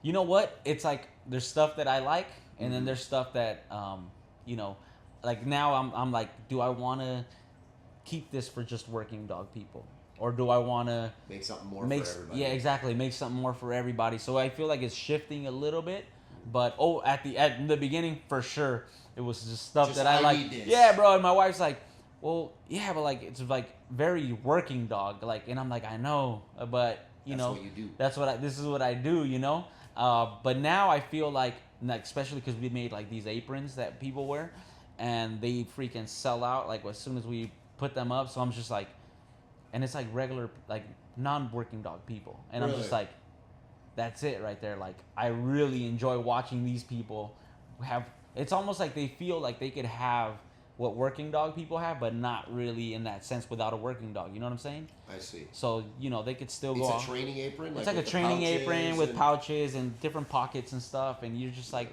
you know what? Like, it's for everybody. You know what I'm saying? So yeah, that's cool. So that's kind of where the brand is going a little bit. Cool. Hey, that's awesome. You started your own brand. You got your own equipment. Yeah, man. I have not done that, so that's yeah, really man. Cool. It's cool. It's a lot of work. Not a lot for me, mainly for my wife right now, but yeah, it's fun. Yeah. Nice. So you have the company also Elevated Canine. Yeah, man. Elevated Canine is just pets, or it's mostly pet. We're based out of LA, and we have like San Diego, and then I have some trainer in Dallas, Texas, and it started out of my house, just by myself, and then all of a sudden I had one person. That's how we all started, man. And then all of a sudden, yeah, man, and it's crazy, like LA, bro. Like LA is huge. So Yeah, yeah. you know, I started kind of getting like some celebrity clients here and there, kind of getting my name out there, and yeah, man. All of a sudden, it just like it kind of took off, and now it's, you know, I have a really solid team. I really enjoy, you know, hanging out with them, and a lot of them are involved in like sport, kind of like, you know, how you have your people that some of them do sport and stuff. So it's very I'm similar. a big believer that if you want, you're a young and aspiring dog trainer, I think you shouldn't just do pets. Professionally, yes. Obviously, Right. if you want to make money, you're going to train pets, but you should definitely be involved in dog sport. Yeah, I think that it just and you know, some people could disagree, but Yeah. it's just giving me so much more knowledge when it comes to Tools. dogs. Yeah, and tools. Yeah. You know, there's a lot of, and I'm still learning, and you know, some of the things that I do in my training, like AKC obedience, that I didn't get it from them, but like I trained with Forrest a lot. Who Forrest Mickey got a bunch of stuff from them, and he shared with me, and you know, so like I feel like sport, all kinds of sports have just different things that they can teach you in the dog world. Yeah. Yeah, really interesting stuff. I find as a like, because I actually started professionally as a pet dog trainer, and I did pets for many years, and like learning how to deal with their behavior problems and all that functional obedience and stuff. It actually transferred over to the sport. Like, Right. it made me better as a sport dog trainer as well. For sure. Like when dealing with like undesirable behavior, so on and so forth. Like I find a lot of sport dog guys or girls can be like really like good at specific things, but then like he's being reactive to other dogs on the field. What Right. do we do? You know, like stuff like that. Where Yeah. It's like, hey, this is easy. Why don't we Like, talk a you know, little bit about that? Like we had a dog today with, and she said that, you know, the trainer she was with before kind of like wanted the dog to just be this crazy dog because they didn't want to kill this dog's drive. And you and I both agree that that is not the way No. to go with these dogs, because I believe the dog started redirecting on her, and now she had bigger issues because this dog's got to be at least 10 months old or something like that. Yes. And so, and I just disagree with that. I'm like, man, Yeah. like, and so being involved with sport, knowing what this dog is going to turn into, for sure, I apply a lot of discipline before, outside of the work. I 100%. I don't allow any kind of nonsense because that gets in the way of the work, and if it's getting in the way of the work, there's no point. It's not going to make the work better to Right. allow it. But you know, here's where I think this is what I've seen. Just generally, it's my perception. I could be wrong, and you can disagree with me. In IGP, people are a little bit more like generally. It's like, hey, that bullshit ain't flying. Right. I find that PSA trainers, because they're younger, they just tend to be a little bit more like worried about like making pressure because they're like, oh, if I make the pressure, he's not going to want to do it anymore. And I think Right. it's fantastic that they want to preserve the dog's drive and be cautious with pressure. Right. There's nothing wrong with this, but you can be overcautious with pressure and actually end up manifesting the problem you're trying to avoid in the first place. 1,000%, man. And I think like you were talking, the analogy you were giving earlier about, you know, you shake this Coke bottle and this is going everywhere. Like there's no set way of where this is gonna go. With that dog today, we worked her. I put him on a back line, and I was like, hey, like, it's cool. Like he wants to go off. All we're gonna work on right now is like I'm gonna teach him how to light up, grip, Yeah. let go, lay down. You be able to take the sleeve away, put it all over his face. He doesn't bite it. Hand it back to me. I'll hand it back to you. You throw it back on the floor. Like, can he even manage his emotions Yes. right here? Because if he can't even, and the thing is with sport, if he could manage him there, imagine outside. Like, if you feel comfortable being able to correct your dog here, where he's trying to go off on me, you'll be fine out there. Yes. But if you can't even, you know, if you don't even do it out there, here for sure you're not. So I'm just trying to create that clarity for the dog of like, your energy you can blow some steam here. Yes. Here you don't. You know what I'm Yes. saying? And I think that a lot of people have these issues with these dogs because they build, and then they just can't contain it because they're not experienced enough, or Yeah. because they just don't have the Or knowledge. they try to do Yeah. some crazy crap to contain it, and then they do shut the dog down because what they didn't make sense to the dog. Right. Versus if you did, in the building process, if you installed the impulse control, if you showed the dog, hey, there are some rules. There might not be as many rules as there will be ultimately, but right now there are some basic rules, like you don't get to bite mommy, You're not. You must let go when you let go. When I tell you to let go. Let go of mommy. Yes. Whoever. You must sit and hold that sit and be quiet until I tell you to go. It's like those small things. All of a sudden, you're going to see the dog perform way better because now he's conserving himself. It's just like I look at it as like, look, I'm far from a good boxer or anything, but like my buddy Lucas, he trains me. Yeah. Right. I can't go all out for 10 minutes. No way. Right. But one of the things that you learn is you throw a combo. Okay, you move, you slip, you move around, you rebuild your energy, and then you go back. You don't just go. Right. You're gonna run out. You're gonna gas out. 1,000%. I look at dogs the same way. It's like we got to teach them, be active. Okay, go back down. Be active again. Yep. Open, close, in protection and obedience, so that they don't just gas out. Yeah, man. And imagine if you can contain the dog. Yes. At that high state of arousal, outside of the work, how he's gonna be. He can be way better, way better dog, way more level-headed, way more everything if you do it the right way. Yeah. Exactly. So I think that those are some of the things that we were working with, and I think that everybody should instill some sort of discipline at a very young age on their dog. Very young. Like you're talking like how old? 8 weeks. No, I'm serious. Like I had a Corso puppy who I think he was like 9 weeks or whatever, and there was a bag of food there, and I had a Malinois and a Corso puppy, both the same age, like 9-10 weeks, bro. This Corso went for the kill on this freaking Malinois. Took a little chunk of his ear off, and I was there, and it was an empty bag of kibble, but he smelled it, and he just went into this different place because for whatever reason, bro, I was able to grab him there. I snatched him up, and I let him know, like, bro, you do not ever do that again. And then I set him back down, and he was like, bro, that never happened. Even with, because they shared like their water and all that stuff, like in my yard, like when I have them all running. Yeah. Bro, not one time did I see that from that dog after that again. Yeah. And it took one correction. Yeah. Was that a light correction? No, it wasn't. It was a correction. You better stop that. I don't ever want to see that again. I think people really get it twisted because there are certain things like what you described, like that behavior, what that's going to turn into when that Corso's 140 pounds of pure muscle. And what he can do to another dog, and actually he'll take a dog's life, or something like that. You nipped it in the bud when the dog was young, and because it's just a completely undesirable behavior. Yep. I think a lot of people think that it'll somehow break the puppy or ruin his trust, and it's like, I don't know about you. I breed. I watch the mother with the puppies when they're 4 or 5 weeks. She is a savage. Yep. Like what she does to them. If they're doing something that upset her, whether it's approaching her while she's eating, and so some females do not like that. Right. If mommy's eating, you stay away. If the puppies start wandering over, she'll show all the teeth. Right. Get the puppies, of course, in the beginning don't understand what that signal is. They get close, boom, and you hear that. Yep. Puppy runs away screaming, and then the mother goes back to eating, and any other puppies come around, and you'll see immediately they'll back off, man. Right? It's like, that signal means her teeth and that noise mean get away. Yep. Because if I don't, what's coming is not going to be nice. Yeah. And these are 4 or 5 week old puppies. Yeah. That you'll see that in.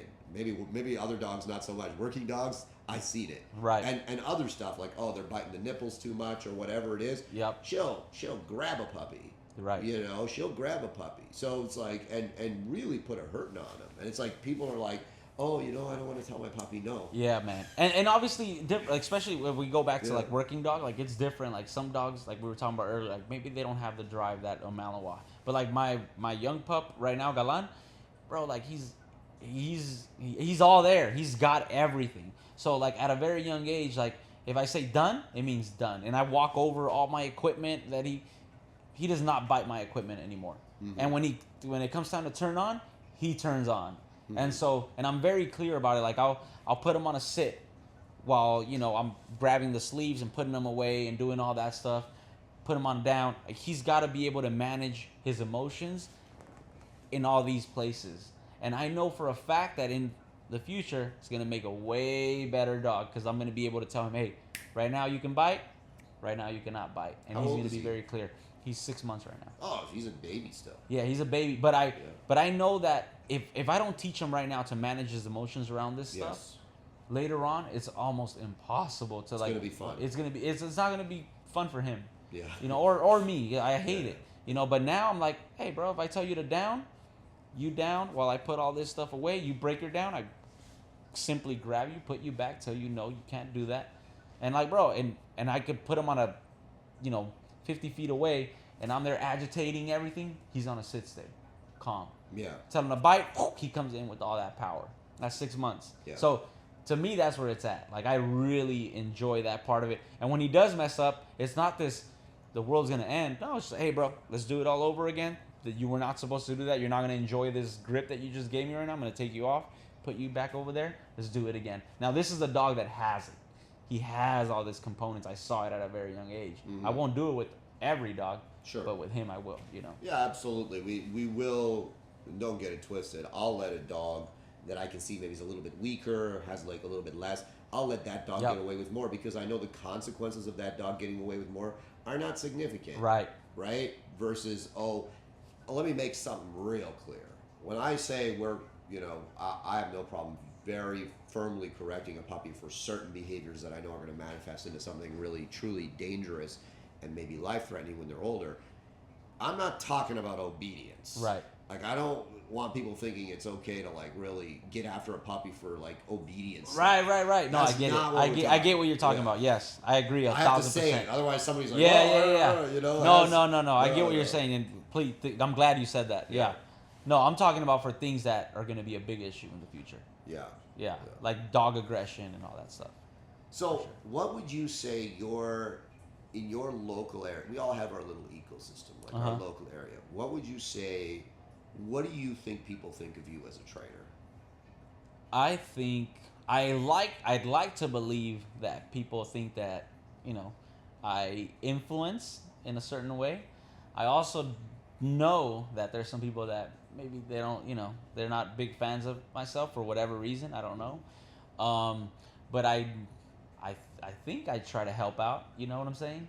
One thing I can say about myself is that I've been through a lot of situations that give me, how can I say it?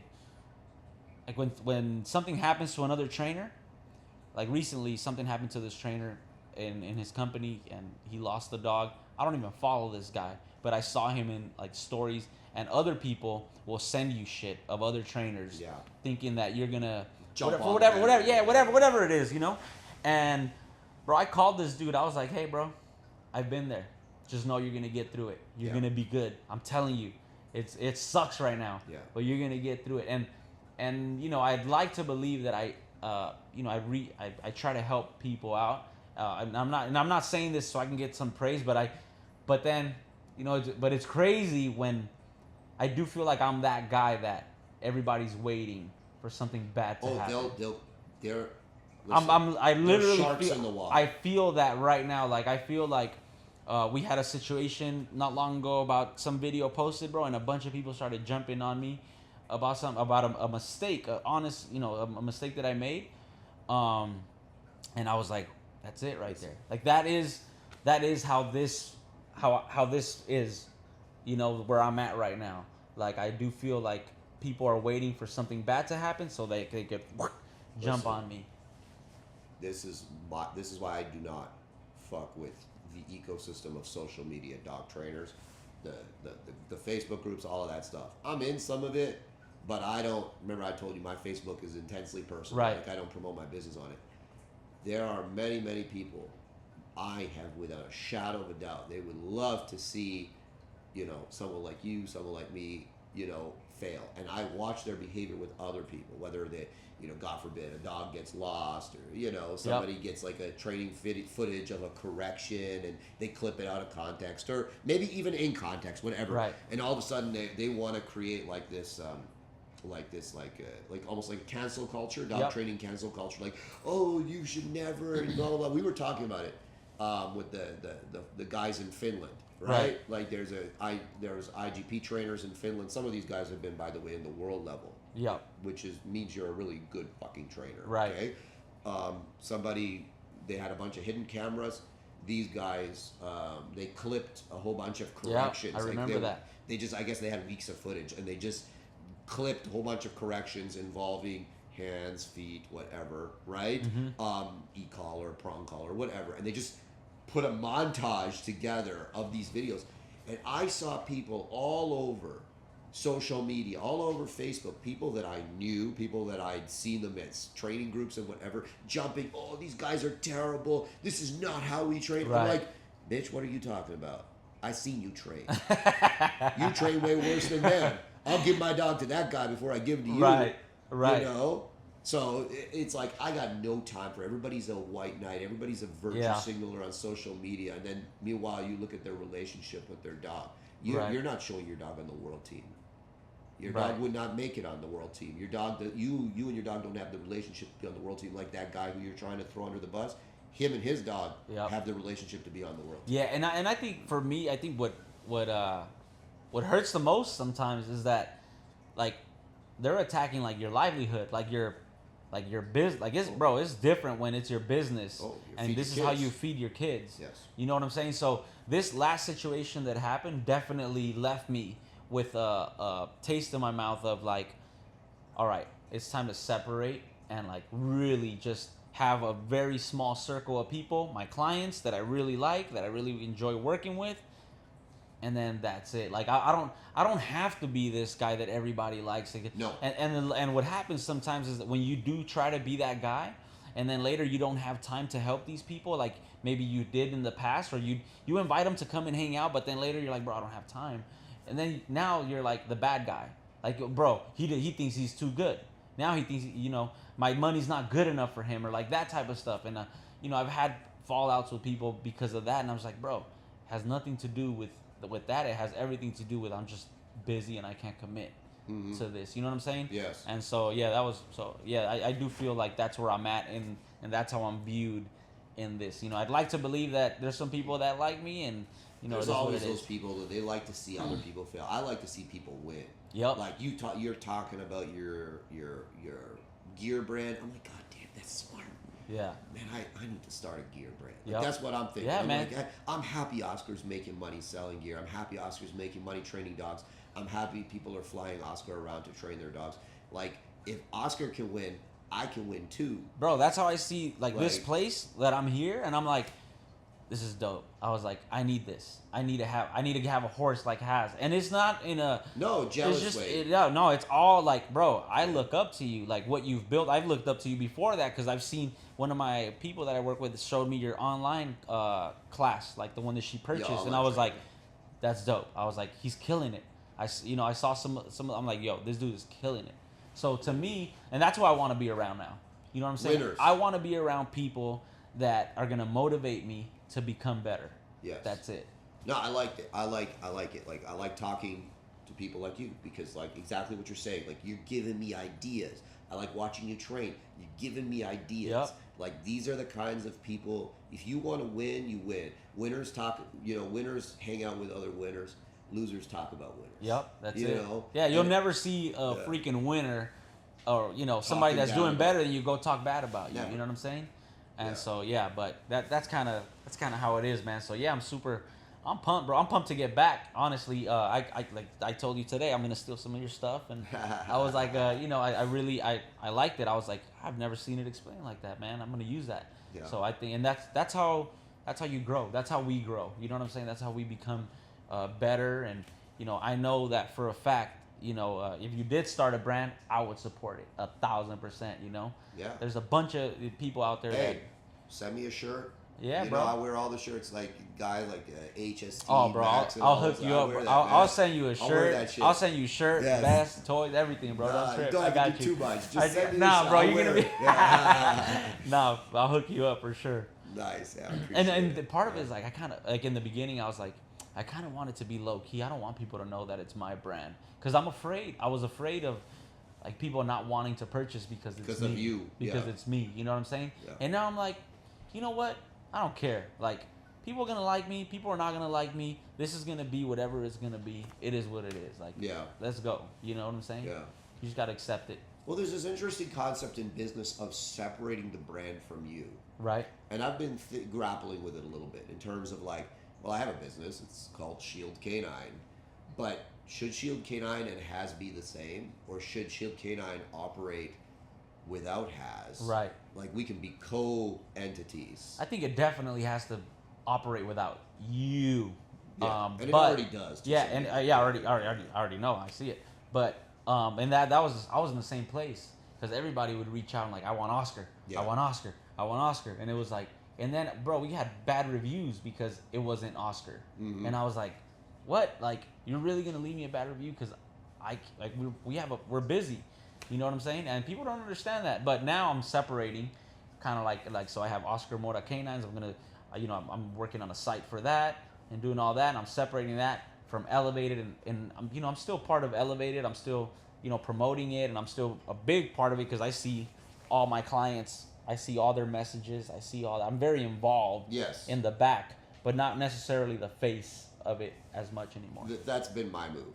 Like, there's only so much I can do. Yeah. And I realized, moving forward, it's like I want this thing that we're doing here to live on past me, and to maybe one day I won't train dogs anymore. I don't know. I'll always own dogs. Bro, what about your guy that was working here for a year that now has his own business? Yeah. Like, hey, to me, he ain't the only one. You know what I'm saying? Yeah, you know what I'm saying? So, and that was another thing that I struggled with in the beginning. Like, when people were like leaving me and that, I was like what the, like, what am I doing? You know what I'm saying? Yeah. But they all have their own. Like, now I'm pumped. Like, it gets me, especially like the people that like I really train with. Like we talking about Christian. Like, you can kind of see, like, when I train with Christian, I see little things that he does that I'm like, yeah, like that's me right there a little bit. You know what I'm saying? And that motivates me too, because and like, just the messages I'll get from him sometimes is like, hey bro, like, I really appreciate everything. That's fantastic. And that to me is like it. And he's not the, like, there's a few like that I'm just like, that's it right there. Like, that's what it's about for me. I told you about, that guy used to train with me, and now we're buddies and we train, and he's always kept it respectful, and he's always been like, you learn a lot about someone when they don't need you anymore. Right. You know what I mean? You're not writing those paychecks. They don't need you. Right. Right? They might have learned from you, but they don't need you anymore. And you can find out. And I've had a fair few that left where I'm like... But you see it before, though. You do see it. Because you see that they operate in a way of, like, just, they're getting what they want, and that's it. And then you see other people that operate in a way of, like, I know I can call this person, and he's going to be right there when I need him. And he can do the same things with me. This kid, man, he came with me to... he doesn't even have a dog at he doesn't even have a dog at upcoming nationals. He's flying out with me to nationals to help me with my second dog. That's it, bro. You know what I mean? Dan's flying out too, but I'm paying Dan, so it doesn't. Yeah. No, I have. I mean, I have my core group, and what's crazy is that like the people from Elevate, like, I've seen some people that have that left, and right away they like, you see all the content they start putting out and all this stuff, and you're like, man, I wish that. You would put that effort in here. Yeah, I would, and it's cool. It's not your business. I get it. Yeah. But I wish that it was more like that. But it's not, man. And I get it. It's not your business. But you know what I did? I went through a period where I would like train every year. Like, these guys would be going out, like, gone. And I'd be like, what am I doing? Like, I keep making these trainers, and then I thought to myself, well, you know what I am good at? I'm good at making dog trainers. How can I monetize that? Right. And then I was like, I can have a dog trainer course. Yep. Boom, online dog trainer course. That's so it's it. like, everything happens for a reason. You know what I mean? It's like, I'm good at making dog trainers. I'm printing them out here, Yep. So I was like, let me turn that into something beyond that. And I'll tell you this, like I said, the good thing about it is that, like I said, some people have gone off and you find out, hey, these aren't really good people. They don't comport themselves in a way that is respectful and appropriate, especially for someone that you're paying listen, I don't know about you, Oscar. I value being able to provide for my family. For sure. It's the most important thing I do in this world, is provide for I pray to God, and I provide for my family. Those are the most important things I do in this world. Right. And if someone gave me the ability to do that, like some guy said, hey, do this. Like, let's say somebody took me under their wing and showed me dog training. Right. And even paid me. Right? No one did that, by the way. I figured it all out pretty much on my own, going different places. But, like, if someone did that, and then I'm, like, now living like this, I got all the things that I could ever want and more. Even if I'm just feeding the family and I have a nice car and a house, I don't care if I hate that guy.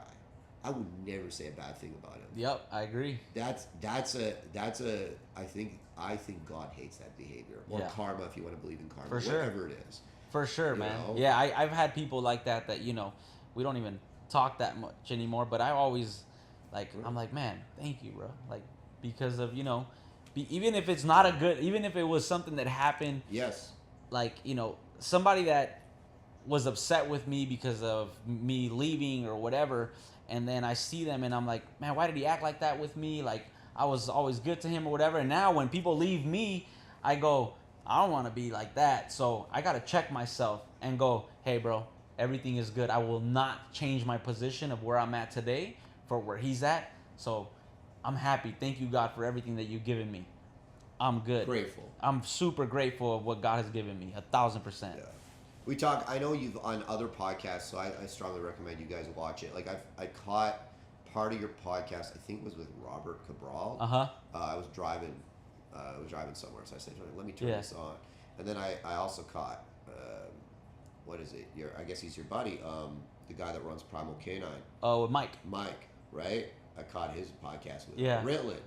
And by the way, I hit him up after that. Like I hadn't like really talked to him too much before that, and I hit him up like, bro, that's a wild story, man. That's an awesome story. I haven't heard that podcast. So I gotta check it out. If you haven't watched it, like he tells his life story, it's pretty crazy. Yeah, crazy shit. Yeah. He's I think he's like from the hood. Yeah, and like I mean, it's pretty. Yeah, we both I love hearing stories like that though. Yeah, you come through adversity, you come through difficulty. You come from maybe like not the best financial circumstances or family situation, and then you build yourself into something. Yeah, I mean, crazy, you know what, man? Like, and I've never really like said it too much in different podcasts and stuff, but I do feel like the need to say like, I feel like the grace of God has helped me through. Like I have not, like I feel like I've been in certain situations, bro, where I got through it and I was like, man, and God was like, I made this happen for a reason. Like he always told me like this happened for this reason. You lost this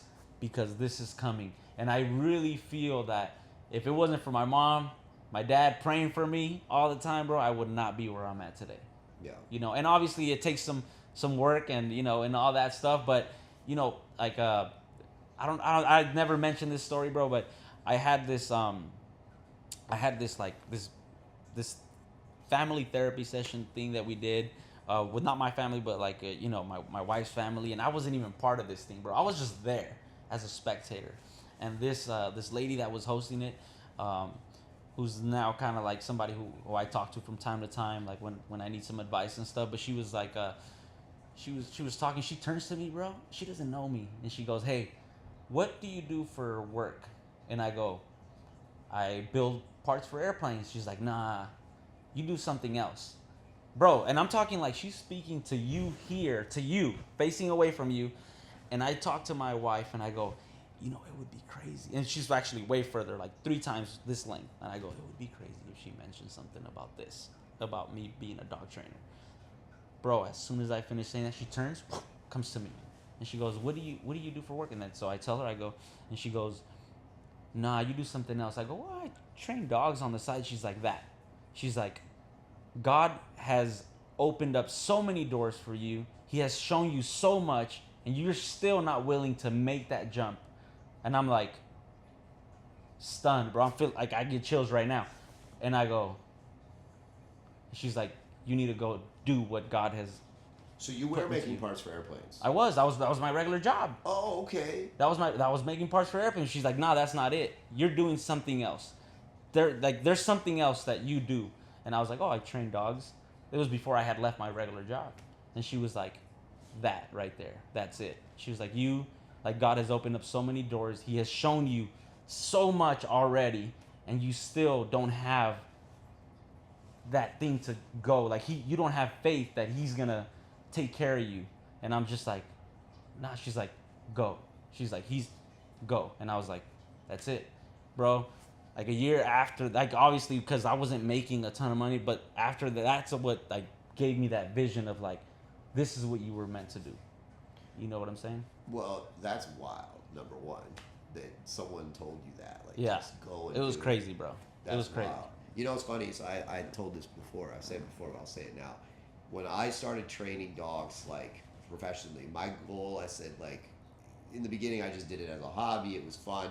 I had a good job. I worked for the city, you know, government job. Right. You're talking, 80, 90K a year. Yeah. You know, like, it's there. Like, and growing up the way I grew up, growing up the way you grew up. Good. I'm sure you were probably a little poorer than me. Like, my family was together, though. Like, my parents were together and whatever else. And I ate every night. Like, I wasn't starving to death.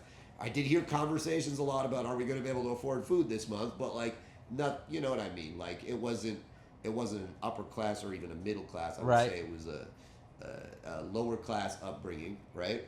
I think we're similar. Like, I always had food on the table. Yeah. We're good. Yeah. Hey, man, you hear some wild shit, like people missing meals. Yeah, bro. No. Yeah, I agree. Yeah. I lived in the projects, but other than that, it was, like, good.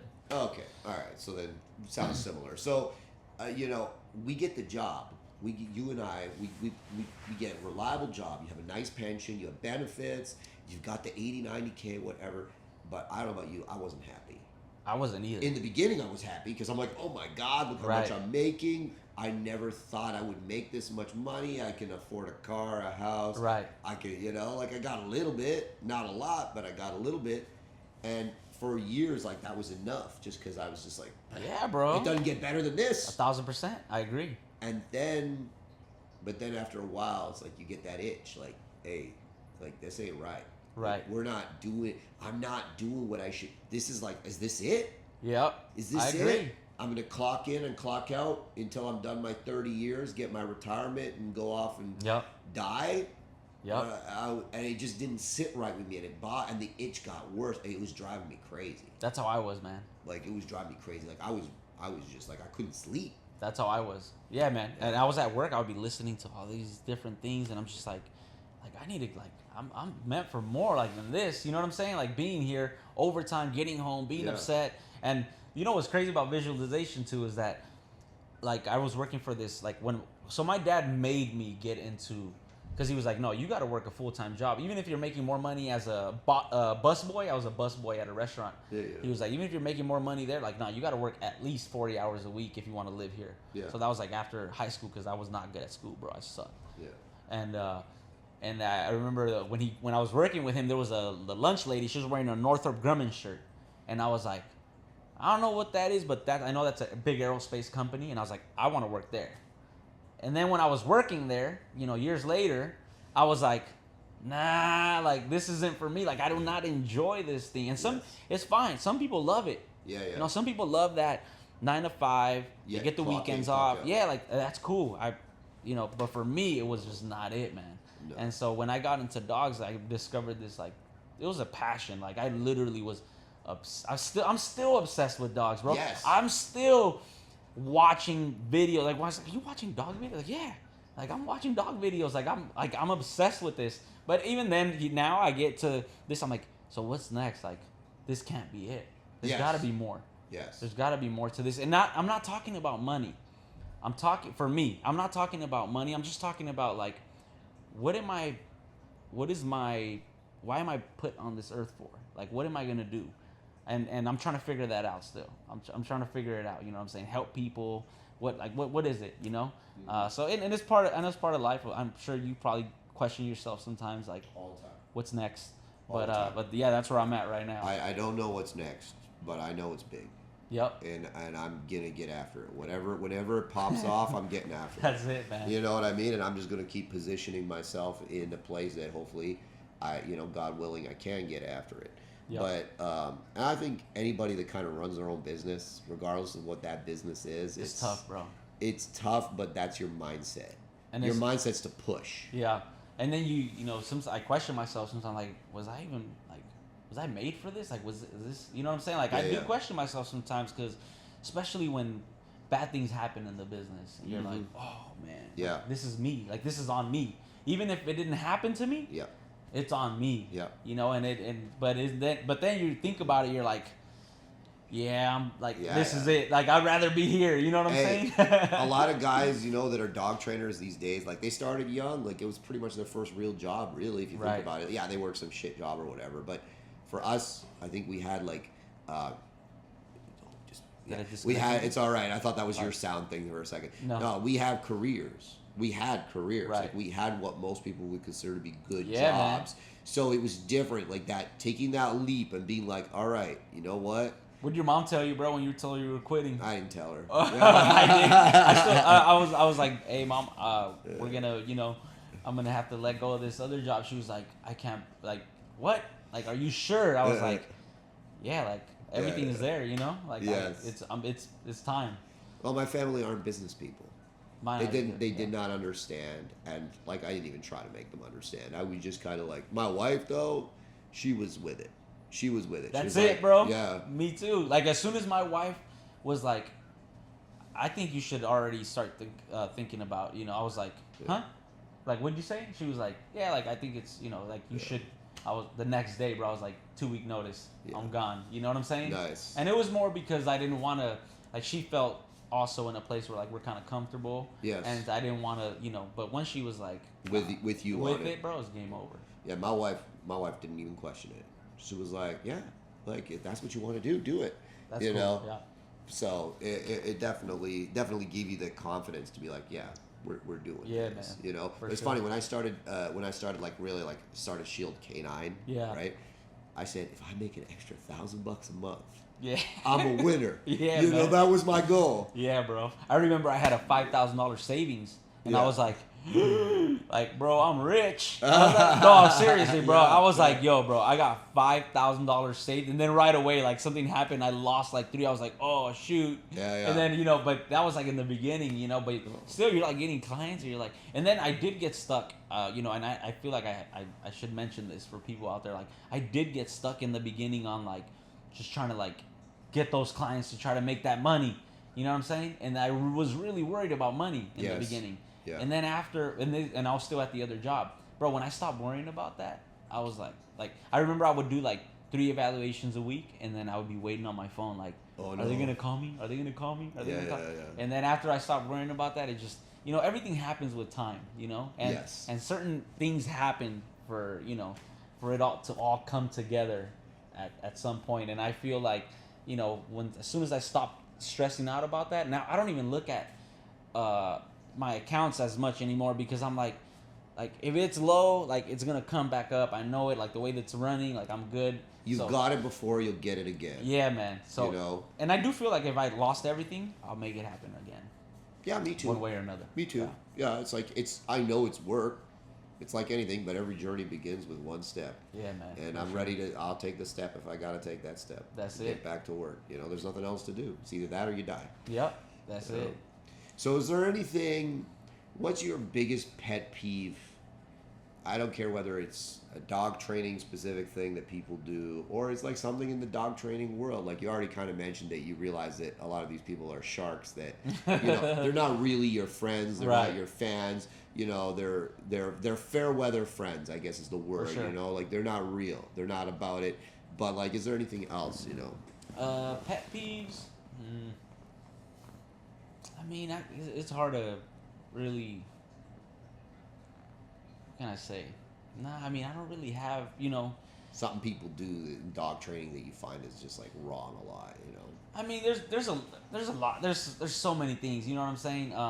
I do feel like for me, one of the things that I'm not a fan of is and hopefully I'm not throwing any shade on you, bro. But I do. One of the things is like when people that I've helped, that I've worked with, and then they're now doing their, or even if they were already doing their own thing, they get upset when people that work with them want to learn from me. Oh. And I'm like, so it's okay for you to come and learn from me, but it's not okay for the people that are with you to come and learn from me. I'm not gonna talk about, like, I'm not taking nothing from. I'm just, you know what I'm saying? Like, I try to like not get into like. Why'd you think you were throwing shade at me?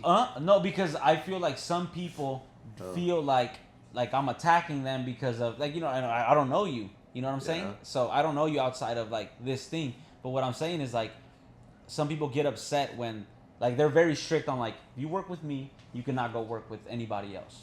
I see what you're saying. You know what I'm saying? Yes. And some people are, and that's okay. Yeah. For some people, but don't like come to me and like I'm hooking you up with like training like and everything, but then you get upset when one of your people comes to me. You know what I'm saying? That thing right there. When in reality, I think that, bro, that will only like I would love if one of my students was like, hey, I'm gonna go spend a week over there with Haz. I'll be like, cool. Tell me what he's doing so that I can if it's working, let's go. You know what I'm saying? Well, that's what I said. You know, like two of my best trainers are here with their dog, and they're one of them's Austin's doing the decoy work, and Jessica's handling her dog. And I told them, I'm like, well, don't work with me, work with him. You could see me all the time. You know, like you did say that. Go work with him. Yep. You know what I mean? Even my buddy Lucas, he trains with me, but like I'm like, hey, let's go talk to Oscar and see what he thinks. Yeah. We know what I think. Who cares? Let's see what the guy, fresh set of eyes, fresh set of experience, what he thinks about the dog. Yeah. No, I don't take any. I truly believe in people going and expanding. Yeah, man, knowledge. You have to. And so that is one of my pet peeves of like, why, like, don't hold people hostage that are now. No. I understand too, like if you're gonna go to somebody that is gonna do some shit that you're like, bro, come on. This is wild. Yeah, shit. this is wild. But like like if you know how I train, yes. Like don't get mad when somebody that you work with, that they pay you, like you're making your money. It's not like they come in and see me. Like, bro, I'm not trying to take people away from you, and I feel like, bro, first of all, there's enough dogs for everybody. Yep. You know what I'm saying? So there's no reason to get that. So that's one of my pet peeves. It's probably because I got kicked out of clubs for, venturing out and wanting to learn from other people. You know what I'm saying? Me too. Yeah. Me too. Multiple clubs. And I think that if you're a good trainer, like if you want to grow and you want to become a great trainer, yes, I think you have to do that. Absolutely. You have to experience these things and go out and see different people. Now, here's my caveat. This is my caveat to that. Yeah. There's a lot of people that do what I call either trainer hopping or seminar hopping. Yep. But they don't build a foundation with anybody. Right. If you're here with me and you're trying to build a foundation, like let's say you're a client, okay? You've brought your dog, you're trying to build your dog for competition or whatever. We're doing things and we're following a process here. We're going to build this first. Right. If you want to jump around to 5 different people, don't train with me. Right. Because it's a waste of time. I get that. I'm trying to build something here. Once we have the foundation now, that's why my trainers and my buddy and stuff, they can go and train with you. You can take the e-collar. You can do whatever you want to do. It's not going to mess. It's only going to make it better. Right. Because the foundation is there. The dog has the fundamentals. The people have the fundamentals in terms of handling, skill, ability, understanding. Now they're in a good place to venture out and take more in because it's only going to make those fundamentals that they've developed better. I don't like it when people run around before they have fundamentals. Right. And for certain things like that, I'll go, like if it's somebody that I know for sure the dog is not there yet, or they're not gonna see, like I know they're gonna go show a picture that is not very pretty yet because we just started working or whatever. I go, hey, go and watch. Yes, get an watch audit is spot. nothing go wrong. Go and watch. You know what I'm saying? But but like if I'm here and I go, somebody's gonna go work with, I don't know, Ivan or whatever, go. Like this guy has won multiple championships, like world championships. Like go, go and show and tell me what he's doing. You know what I'm saying? But where I was coming from is more like people that come and work with me, like for me to help them, and then they don't want other people to come and work with me that they work with. You know what I'm saying? I see what you're saying. Okay, I see what you're saying in terms of yes. But I also agree with what you're saying of like the foundation and everything. And that's why I think we were talking about earlier, like, there's like my core group. Yeah. My core group of people that I know stick with me, train with me. They're with the process. Yeah. They're not gonna go to other people unless they're gonna ask me like, hey, what do you think? And I'll give them my honest opinion. Like, hey, for that I would probably work on this. If you are gonna do this, it's gonna be this way. I would not do it this way. And that's like for my core people, right? And then there's my clients. Like some of my clients, bro, they pay me good money. And I'm like, you know what? You want to go over there? Go for it. If an issue happens, you're going to have to be longer with me now. Because now we got to work through that issue. So It's just, but they're paying me. You know what I'm saying? Yeah. It's different. It's a different transaction than my core group. Like personal friends and stuff like this. Yes, no, 100%. I agree with that. And like for me, like when I bring in a guy, if I go work with somebody, like if I went down to Tennessee and Diamond Hansel and Christina Hansel helped me with tracking. It was a couple years ago. I went with a couple of guys that like I train with all the time, and like I recommend like go train with that guy, you know, or you know Stefan Schaub and stuff like this. When like, I have him up here, and it's like I don't even sometimes like not that I won't learn anything. It's just like I didn't really need it, but like I know like guys around me need it. Like they need that guy. Like they need his work. You know what I mean? And it's like their dogs are in that place where he can really make a big difference. And I'll be like, hey, everybody come. This is the guy. Train with this fucking guy. He is the man. You know what I mean? And I'll have him out again, and it's gonna be great. That's how I mean, I brought Marcos in, and you know, at the end, like I basically like ended up paying like you know some money, and I'm like, but bro, my people, not just my people, I got a lot of knowledge out of it, like. You know, it sparked a new fire in me that I didn't have. You know, that it was kind of dying down a little bit, and bro, that's what I tell my people. I'm like, hey, let's work on this. If we can't figure this out, if we got to bring somebody in so they can help us, we bring them in. Yeah. Like we're here to win. Yeah. And if I have to bring in the world champion to win, I'm gonna bring him in. Hell yeah. You know, I'm in that. Yeah. I'm in that position right now where I could do that. You know, I'll bring them in. Like if we need like right now, I'm like, I know that our company is lacking some of the more behavioral problem stuff, and even though I have some knowledge of it, I've been kind of like out of the game a little bit when it comes to a lot of this stuff. You know, I'll bring somebody in. I'll take an online course with somebody. You know, where they walk us through all this stuff. Like that's where I'm at right now. I'm like, if I have to invest into like having my whole team go out and learning from somebody else, and I'm gonna learn some stuff, why not? Hey man, we got the dock diving pool. I bought the Michael Ellis dock diving course. Yeah. Online. I'm just like, I have one girl, she like, one of my staff, she's a trainer. She's like really into the dock diving. She does it. But I'm like, you know, I want to know. I've never been interested in it. Right. I don't know anything about it. I'm like, okay, I got this giant pool here. I should probably understand the process. Bro, you're gonna have to do some capping stuff right there. Have you seen those dogs at the trying to hold themselves at the it's cool. Like they're at like the freaking end. they're ready to go. You know what I'm saying? Like bro, Yes. there's some training there too. There's for sure training, and anything that's like any sport, any pursuit, there's training. So I was like watching, you know, I've been watching that course, and I'm like, hey, you know, this is interesting stuff. Like I can see like why a lot of it's again like it makes sense. Like when you already understand dog training, it's like, oh yeah, that makes sense. Yeah, I was talking to Cameron Ford. I don't know if you. I know. I actually interviewed him. Yeah. So Cameron, he was telling me about Dr. Hilliard. Yeah. And he just launched a podcast with him, but he was telling me about some of the stuff that they covered in this hypnosis class that they did at Michael Ellis's place, where I think Forrest, Dr. Hilliard, Michael, and all them were. And he was telling me about some stuff, and I'm like, that's like science stuff, you know? Like, bro, I don't know, like, bro, I'm not good at school. Like, and he was telling me some stuff. I'm like, man, that's super interesting. I'm like, next time I need to make it to that. You know what I'm saying? Huh. Like, you gotta keep learning. But yeah, man, I think you gotta get out, keep learning, bring people in, keep learning, let them explore, let your trainers explore, let them find out for themselves sometimes. And the pursuit of knowledge is never complete. That's it, man. Absolutely. So, I mean, we've been going for a while now. What are we at? 2 hours? Yeah? All right, it's time to wrap up. Yeah, man. I think it's time. Do you have any closing thoughts, Oscar? Nah, man, I appreciate, you know, the invite and, you know, to do the podcast, and your facility's amazing. I look forward to, you know, keep hanging out, and hopefully we'll have you in LA pretty soon. Hopefully. I've never been there. No? Yeah, I've never we'll take you to yet. Disneyland. But yeah, I think it'll be good.